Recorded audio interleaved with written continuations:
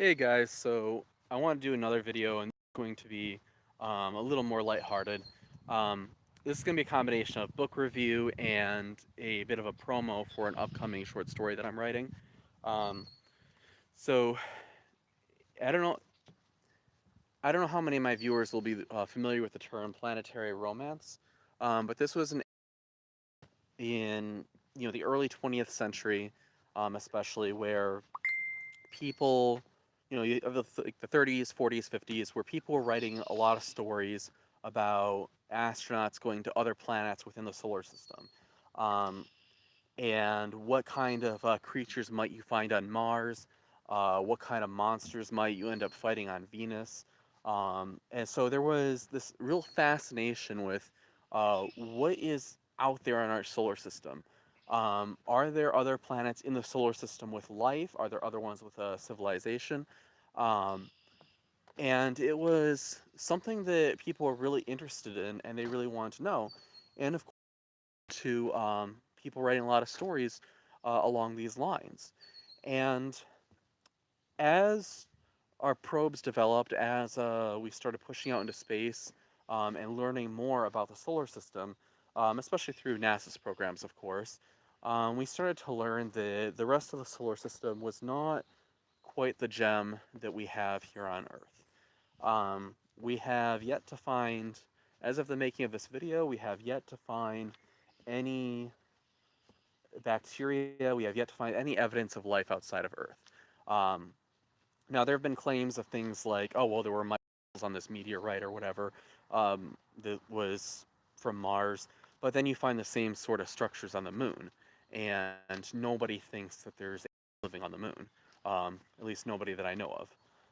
And so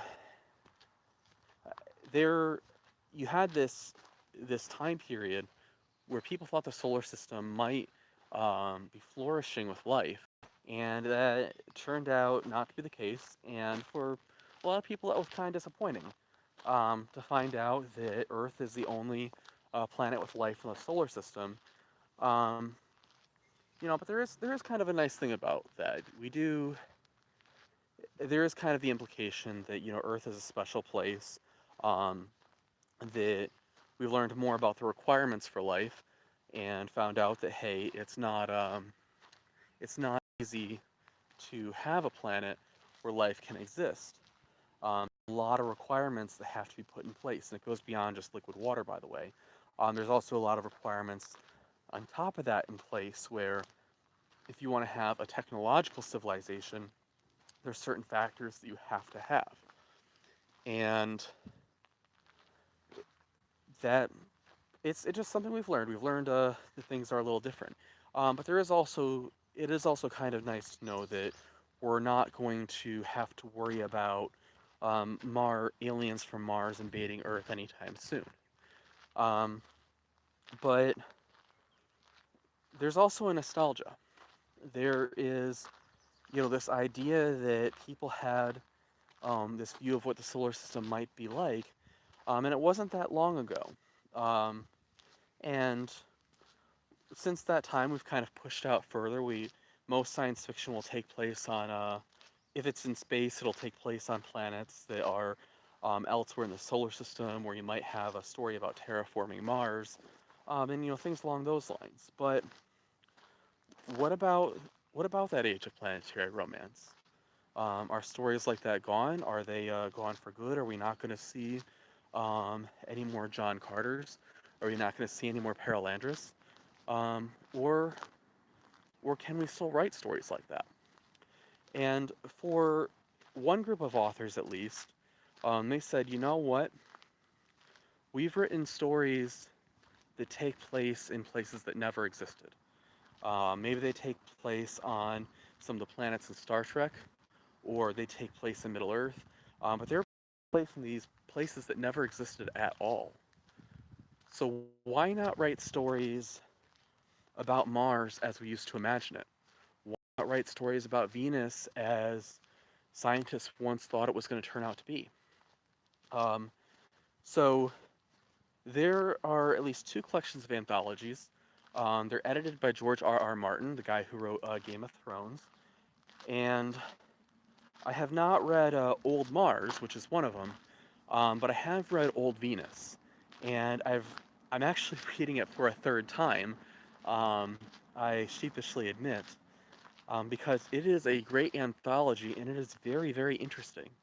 Um, so what they did in Old Venus was they told a bunch of authors, okay, imagine that Venus really did turn out to be a jungle planet. Imagine that when the Mariner 2 probe flew by, it didn't turn out to be this um, hellscape that we know it to be today. Imagine that it turned out to be a tropical world.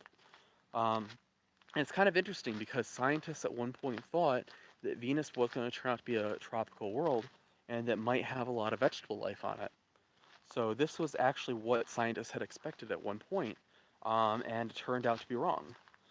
So now, honestly, that to me that shows the value of empiricism over a feelings or speculation based approach to science, because you can say all day that something's a fact, but until you actually have the empirical data, I mean you really can't. It's really not appropriate to say that something's a fact. And in the case of Venus, we empirically know it to be a hellscape, and there's really no way to interpret around that objective data. So anyway, sorry for that bunny trail there. Um, so this short story, this collection of short stories, they imagine, okay, Venus turns to be a jungle planet. Um, what is that jungle planet like? So you'll have stories where there's a detective on planet Venus sitting in a room and on Venus and sending an email to somebody on Earth. Meanwhile, there's a dinosaur like creature, just outside in the swamp. So that's the sort of thing you end up seeing in Old Venus. And like I said, it's a uh, phenomenal collection of short stories. Some of the short stories have sapient life. Um, some so creatures that are intelligent, that are have a mind kind of like a man that you can have a conversation with. Other stories have it where there is no intelligent life on Venus. Um, Different authors went all kinds of different ways with it, but I also noticed that there were some similarities. A lot of them use the phrase Venusport, um, and so there's the idea of, okay, you have the spaceport or where people are coming to and from Venus. A lot of them talked about the continents, for lack of a better term, that we have since discovered on Venus. So I think it was Aphrodite Terra and Aphrodite Planitia. I think those are the two major land masses, but don't quote me on it, even though I'm on video. Um, so I think those are the two major land masses, and the science fiction authors um, made use of those real life land masses in the context of this imagined tropical Venus. And it was really well done. It was really good. Some of the stories took place, in roughly our time. Some of them took place, during the 20th century. And some of them will talk about, oh yeah, back in 1982, my family started this company.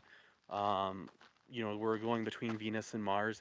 So you have a lot of stories where even during the 20th century, space travel is common, and people are going back and forth and talking to the Prince of Mars, and then going and talking to some tribal people on Venus, and then the moons of Jupiter and places like that. So it's a great collection of short stories. I highly recommend it. Um, and I am writing my own short story right now that is in this old Venus tradition. Um, my phone is about to die, so um, I'll say they make reference to John Carter.